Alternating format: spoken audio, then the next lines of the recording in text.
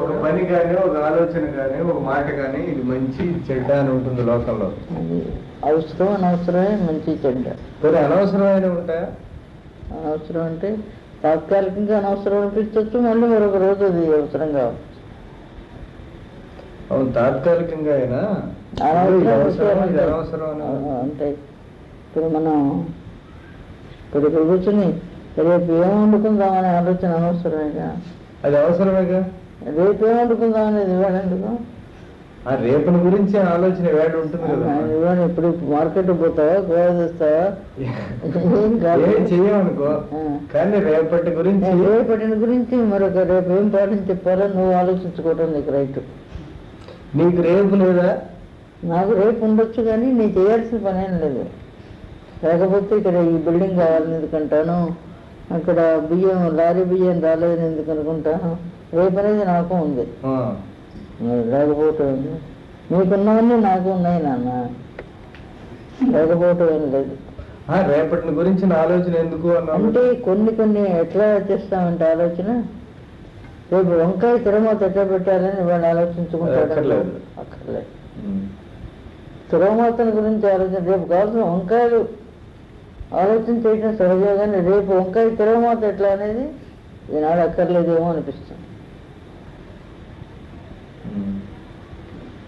పిల్లలు ఉన్నారు, రేపు వేరే బియ్యం నానబోసి రేపు పిండి కొట్టి అట్టు పోయమన్నాను. రేపు అనేది నా దృష్టిలో ఉన్నట్లే, లేకపోవటం లేదు. అన్నీ ఉన్నాయి. చెప్పే సిద్ధాంతరీత్యా చెప్పే మాటలు ఏవి మన దగ్గర లేవు అసలు.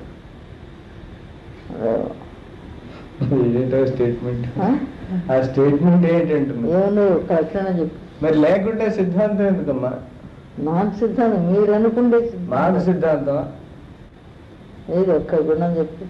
ఎందుకు లేదు? రేపటి గురించి ఆలోచన లేదు నీకు చేయాల్సిన పని లేదు. రేపటి నుంచి ఏంటి? రేపటి గురించి ఆలోచన లేదు కదా. లేదు బాబు, అప్పుడు ఎలా జరిగితే అట్లా జరుగుతుంది. 4,000 బస్తా కావాలన్నా రేపు ఒక్కరోజే వండుతానా బియ్యం? అది భవిష్యత్తు మా దృష్టిలో. 4,000 బస్తా బియ్యం కొనండి, ఒడ్లు కొనండి అన్నాను అనుకో, 4,000 రేపు పొద్దుటిది కాదు, పైగా ఇంకా ఎక్కువ దూరం పోయినా. కందిపప్పు 60 బస్తా కొనమన్నాను అనుకో, ఎంత దూరం ఆలోచించాం? ఏడాది ఆలోచించాం. దగ్గరలో ఉన్నానా? ఇంకా మీరు దగ్గరలో ఉన్నారు. నేను పోయి ఎక్కడున్నాను చూడు.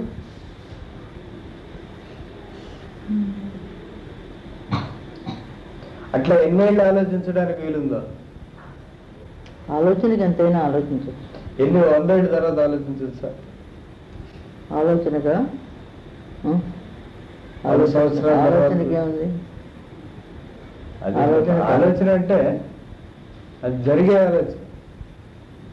జరగాలని ఆలోచిస్తాడు, కానీ జరిగే ఆలోచన ఊహ కాకుండా జరగాలని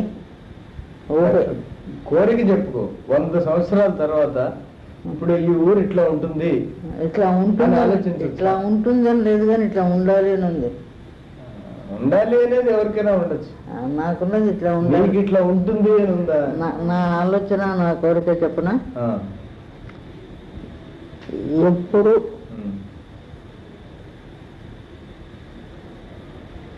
ఇట్లా పోయినా జరుగుతూ ఉండాలని, వచ్చిన వాడల్లా గుడ్డ కట్టుకోవాలని, ప్రపంచం అంతా చాలా శాంతిగా ఉంటే బాగుంటుందని, ఇవన్నీ కోరికలేగా. ఉండడానికి మార్గం ఏది? మార్గం అనేది ఉంటే ఇక్కడ కోరిక మిగిలిపోదుగా. ఇప్పుడు ప్రపంచం అంతా శాంతిగా ఉండడం అనేది అసలు సృష్టి పుట్టినప్పటి నుంచి ఎప్పుడైనా జరగలేదు. లేదు, ఇప్పటికి లేదు. కోరికల్లో చూసి కోరికలు భాగం చేస్తున్నా. నా కోరికలు నీ దృష్టిలో శాంతి అంటే ఏంటో? నా దృష్టిలోనా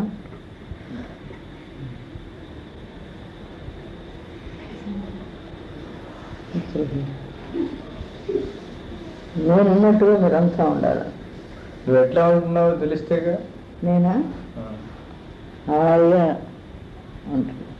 హాయి అంటే సంతోషంగా ఉంటుంది. ఇంతకంటే ఇంకేం లేదు అనిపించేట్టుగా ఉంటున్నా. ఏం జరిగితే దానికి ఏం జరిగితే దానికి అంటే ఇప్పుడు మామూలుగా వీడికి ఇష్టం లేని జరిగితే ఏడుస్తాడు, అట్లా వీడికి ఏడవకుండా నచ్చింది ఉంటే జరిగితే బాగుంటుంది. సంతోషిస్తాడు. ఏడుపు నేను ఏడుస్తున్నాగా, నీకు ఇష్టం లేనిది జరిగినప్పుడు ఏడుస్తున్నా. ఇష్టమైంది జరిగినా ఏడుస్తూనే ఉన్నా. ఎందుకు వస్తుంది తెలియదు. ఎందువల్ల అది ఎందుకు వస్తుంది? మొన్న అబ్బాయి పెడుతుంటే నాకేంటి, వాడు ఊళ్ళో గుర్తు కూడా మళ్ళీ రాలేదు. ఆ, ఆ? వాడు ముందు ప్రారంభం చేశాడు. వాడు ప్రారంభం చేయగానే నాకు వచ్చి వీడు ఇంత కష్టపడుతున్నాడని వచ్చిందో, వాడు వెళుతున్నాడని వచ్చిందో తేడా తెలియటం లేదు. ఉమ్, వాడు ప్రారంభం చేసిన తర్వాతనే నాకు వచ్చింది, ఉమ్, ముందు రాలే.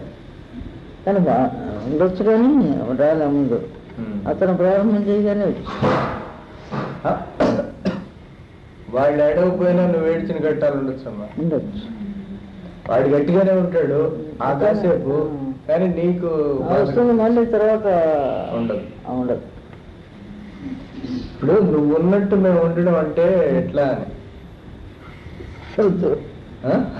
ఒకటి మాట నేను ఉన్నట్టు మీరు ఎట్లా అంటారు? ఆ లోకం అంతా శాంతిగా ఉండాలి అని అంటే ఓకే, చెప్పుకునే మాటలు చెప్పడం తప్ప శాంతి ఎక్కడి నుంచి వస్తుంది? శాంతి అంటే మనశ్శాంతే కదా. అవును, అందరూ మనశ్శాంతి దానికి ఏమన్నా ఒక మార్గం ఉంటే చెప్పమ్మా. చూస్తా, ఆలోచిస్తా, జరిగితే చెప్తా. ఇప్పుడు ఒకడు ఈత నేర్చిన వాడు ఉంటాడు, ఒకడు ఈత నేర్వని వాడు ఉంటాడు. ఇదిగో ఇది మార్గం అంటే వీడు నేర్చుకుంటాడు. అంతే. అట్లాగే నీకు ఈ చెప్పిన మార్గాలన్నీ నిజమైతే ఉంటారు, కానీ అవన్నీ సాధ్యం కావటం లేదుగా. మార్గాలు చెప్పారు, ఉమ్, మార్గాలు చెప్పకుండా లేరు. ఆ మార్గాలు వీళ్ళు అందుకోలేకపోతుండొచ్చు, వీళ్ళకి సరిపడి ఉండకపోవచ్చు.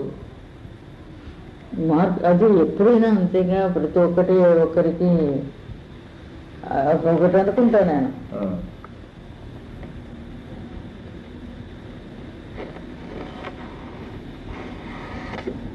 ఇప్పుడు వాళ్ళు చెప్పినవి అందుకోలేదు అంటే ఈ కనపడేదంత కాదు అనుకోమన్నారుగా. ఉమ్, ఏదో ఒకటి సత్యం ఉంది, ఆ సత్యాన్ని నువ్వు కనిపెట్టు అన్నారు.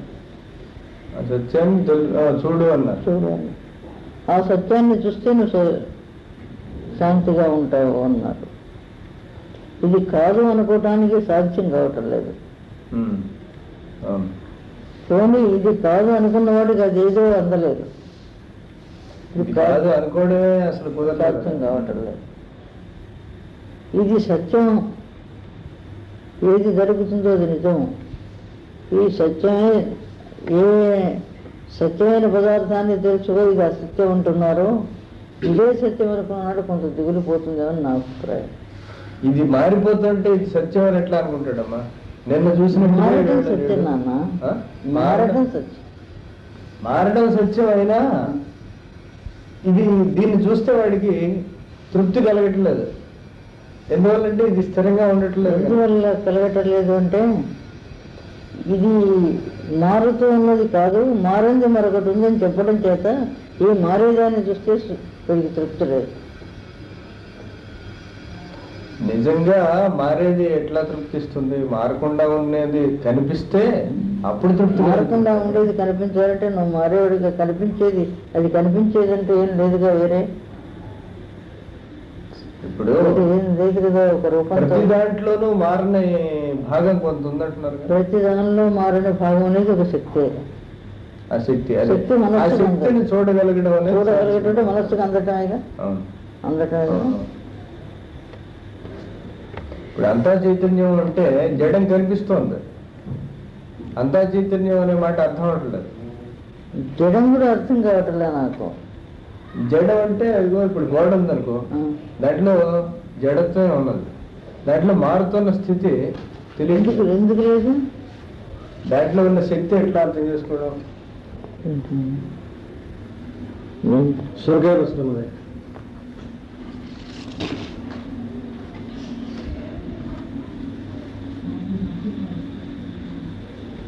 సొరకాయ పచ్చడైంది అనుకున్నా. ఈ పచ్చడి అన్నంలో పోతుంది, బయట రక్త మాంసాలు అవుతుంది, అన్నీ అవుతుంది.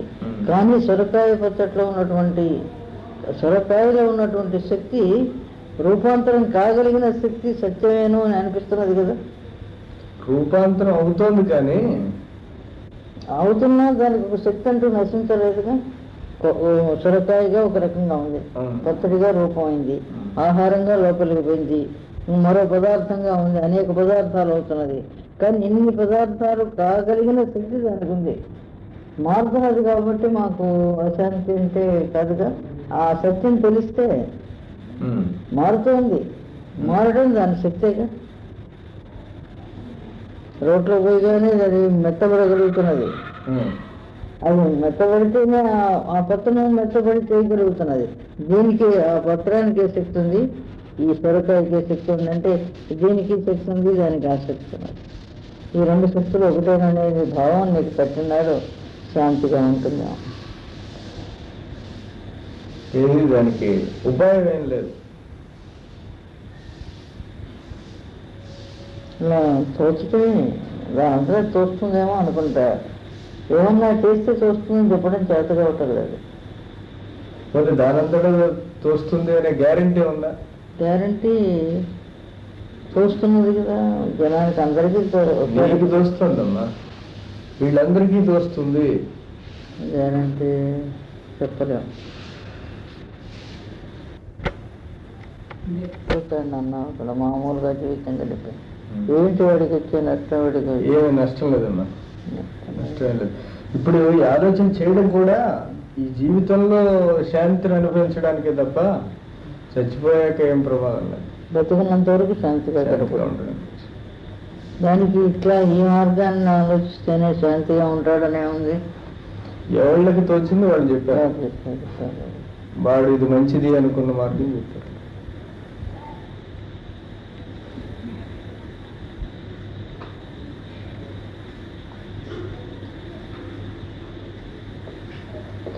భయం బాధ లేకుండా బ్రతకడం కోసం మార్గం ఆలోచించారు వాళ్ళు.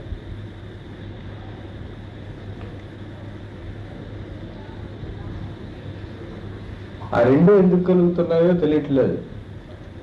ఒక్కొక్క జీవితంలో చేసేవి సంఘ కట్టుబాట్ల ప్రకారం మంచి పనులు చేయకుండా భయము బాధ లేకుండా గడిపిన జీవితం ఉంటుందనుకో. ఉంటే అశాంతి లేదు, భయం లేదు, బాధ లేదు. కానీ సంఘానికి సంబంధించినటువంటి కట్టుబాట్లు వాళ్ళు లేవు. భవిష్య ప్రకారం వాడికేమి నష్టం లేదు, వాడి వరకు ఇవి లేనట్టే, అశాంతి లేనట్టు.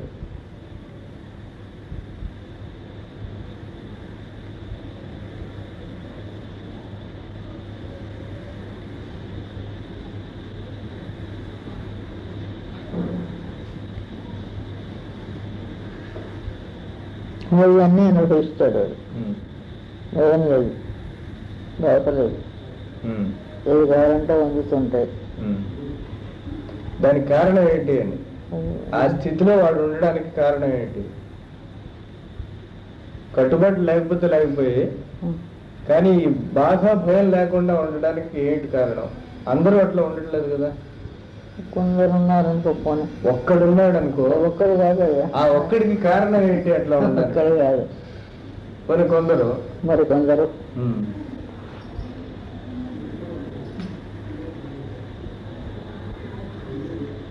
వాడు ఈ సంఘాన్ని గురించి, ఈ కట్టుబాట్లని గురించి ఆలోచించడు.